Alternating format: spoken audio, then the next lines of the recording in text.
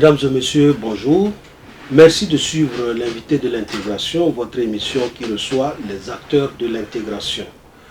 Pour ce présent numéro, nous avons le plaisir de recevoir non pas un invité, mais deux invités, deux dames. D'abord, Madame Rose Cabran Tchemoko, qui est la directrice du commerce à la commission de l'UMOA. Bonsoir Madame Cabran. Bonsoir Monsieur. Notre seconde invitée est Mam Diaratiam, la coordonnatrice de l'unité régionale de gestion du projet Talent africain à l'international. Bonsoir Madame Thiam. Bonsoir.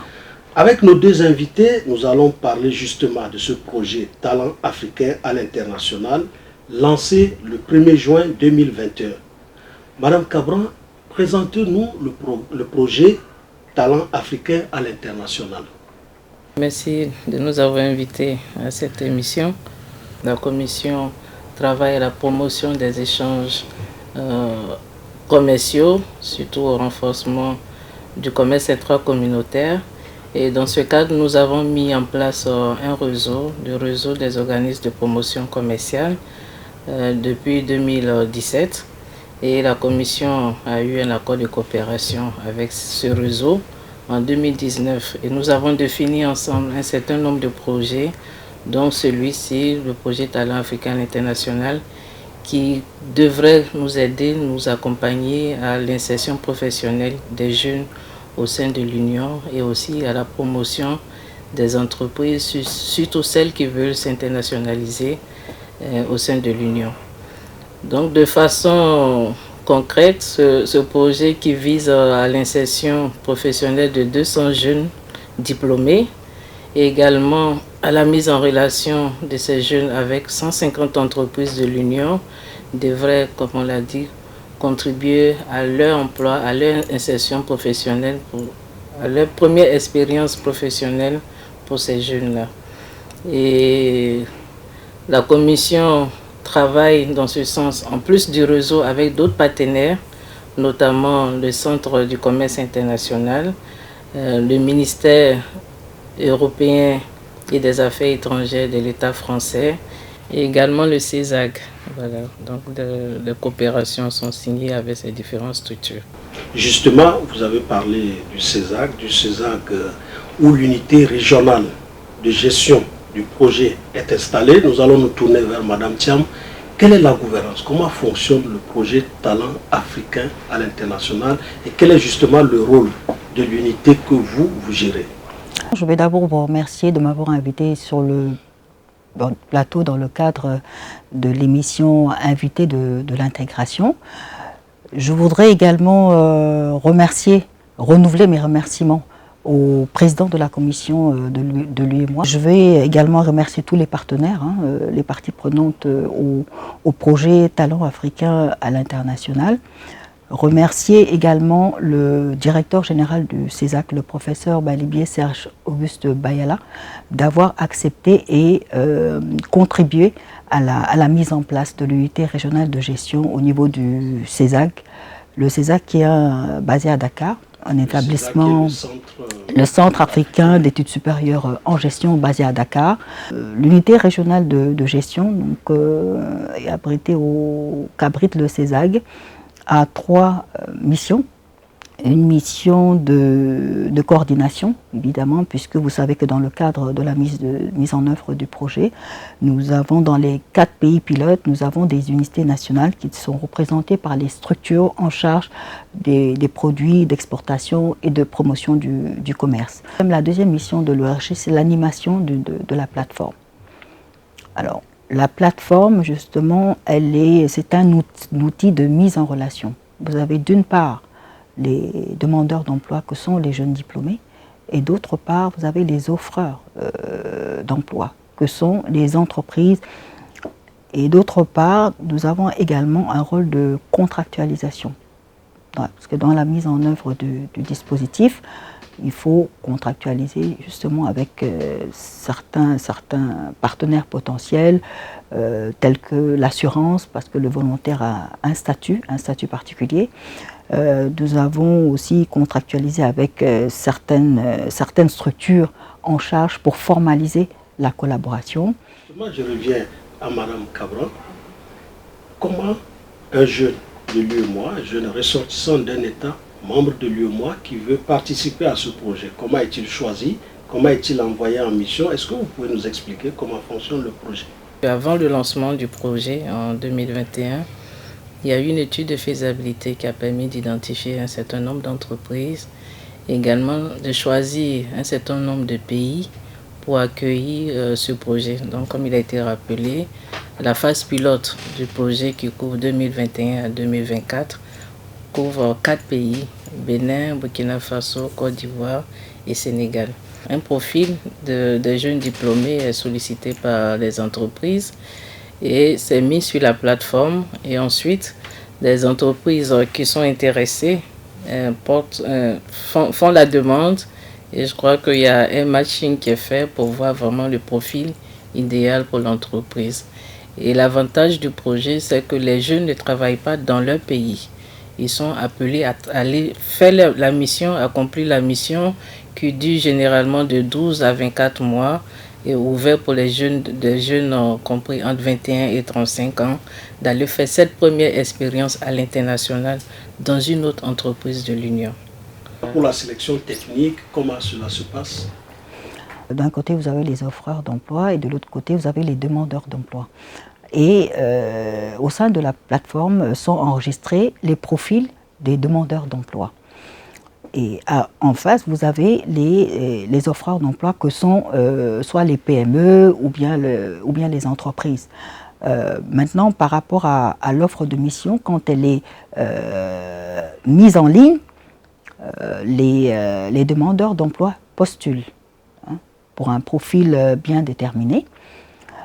Une sélection de 5 CV est mise à la disposition donc de l'entreprise ou des PME.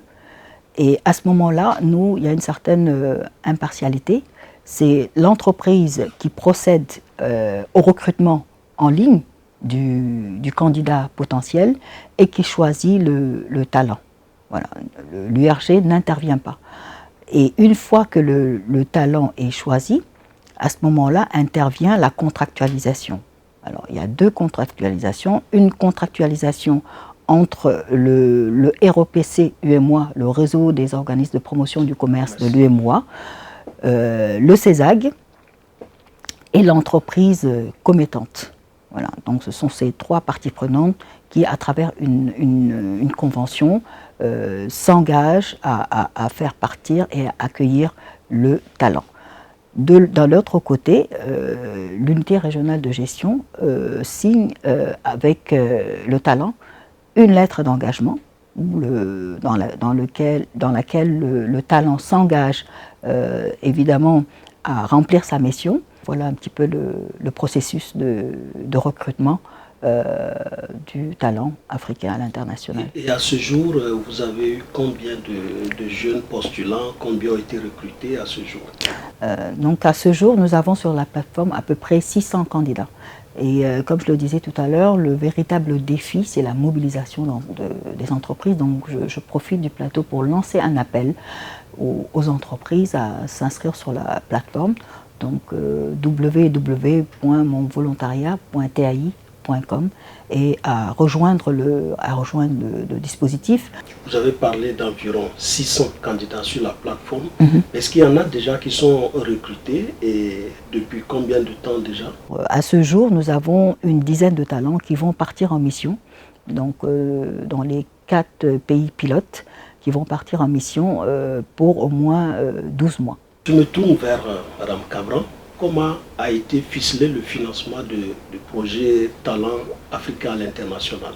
Pour cette phase pilote, nous avons eu l'accompagnement du ministère européen des Affaires étrangères de l'État français à travers le fonds de solidarité pour les projets innovants, voilà, et à hauteur de 520 000 euros. Ça a permis de mettre en place tout le dispositif institutionnel. Également, ça a permis de rédiger certains tests, notamment le projet de règlement en cours d'adoption au sein de l'Union qui porte sur le régime de volontaires internationaux en entreprise au sein de l'Union, puisqu'il y a un vide juridique à ce niveau. Voilà, donc tout ce dispositif, l'étude de faisabilité, le fonctionnement des unités nationales et de l'unité régionale qui ont été mis en place ont été faits dans le cadre de cet appui. Mais l'UEMOA a également contribué et nous tenons encore ici à remercier Monsieur le Président de la Commission pour cet appui. Mais les ressources, comme c'est un projet, on aimerait pouvoir mobiliser les 200 jeunes sur le terrain. Donc on aurait besoin aussi de l'accompagnement de d'autres structures. Mais sur le plan technique, nous avons l'accompagnement de Business France et du Centre du commerce international. Alors nous allons maintenant parler des prochaines étapes du projet. À ce stade, qu'est-ce qui est prévu pour la phase pilote? Qu'est-ce qui reste à faire pour la phase pilote? Madame Thiam. C'est évidemment mobiliser les entreprises pour enrôler plus de TAI, mais également réfléchir aussi à la pérennisation du projet. Parce que ça, c'est vraiment le talon d'Achille des projets au niveau de l'Afrique et même au-delà. Et nous sommes en train de réfléchir justement sur la pérennisation du projet et essayer aussi de mieux faire connaître le dispositif pour qu'il soit adoubé aussi bien par les PME, mais également par les multinationales.